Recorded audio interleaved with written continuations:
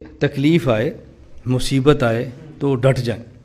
اور قرآن کریم نے فرمایا وَلَنَبْلُوَنَّكُمْ بِشَيْءٍ مِّنَ الْخَوْفِ، دیکھو ایمان والو، ہم تمہارا امتحان لیں گے۔ اور امتحان کیسے لیں گے؟ بِشَيْءٍ مِّنَ الْخَوْفِ۔ اب یہ تو علماء سمجھتے ہیں شیئن یہ نکرہ ہے، تنوین تقلیل کے لیے ہے، آگے پھر من تبعیضیہ ہے۔ اللہ فرماتے ہم تمہارا امتحان لیں گے، بہت بڑا خوف دے کے نہیں، تھوڑا سا خوف دے کر، جتنا تم برداشت کر سکتے ہو، جتنا تم برداشت کر سکتے ہو۔ دشمن کی طرف سے کچھ خوف آئے گا اور ہم امتحان لیں گے کہ اگر کوئی تمہارا دشمن ہو، تم ڈر کے دین کو چھوڑ دیتے ہو یا اللہ کی طرف متوجہ ہو کر تم دین کا کام کرتے ہو، ہم آزمائیں گے تمہیں کہ تم کیا کرتے ہو۔ نمبر 1 تمہارا امتحان لیں گے دشمن کی طرف سے خوف دلا کے، بشیء من الخوف، آگے والجوع، اور کبھی تمہیں بھوک اٹھانی پڑے گی، کبھی گندم نہیں ہوگی، کبھی غلہ نہیں ہوگا، کبھی قحط آ جائیں گی، کبھی مزدوری نہیں ملے گی، کبھی تم پڑھاؤ گے تنخواہ کم ہوگی، کسی مدرسے میں جاؤ گے کھانا کم، بہت ساری چیزیں ہیں۔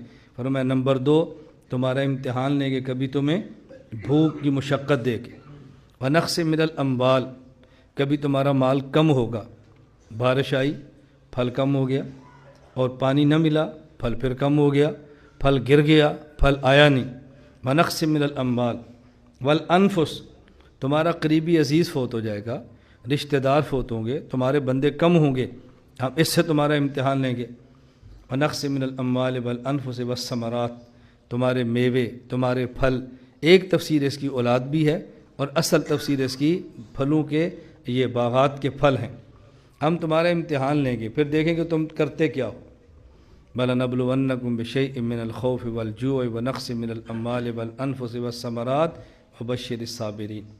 فرمایا ان امتحانات میں جو بندہ ڈٹ جائے، برداشت کرے اور صبر کرے، میرے پیغمبر اس کو اس مصیبت پر بشارت دو۔ معلوم ہوا کہ بشارت یہ زحمت نہیں ہے، رحمت ہے۔ مصیبت زحمت نہیں ہے بلکہ رحمت ہے۔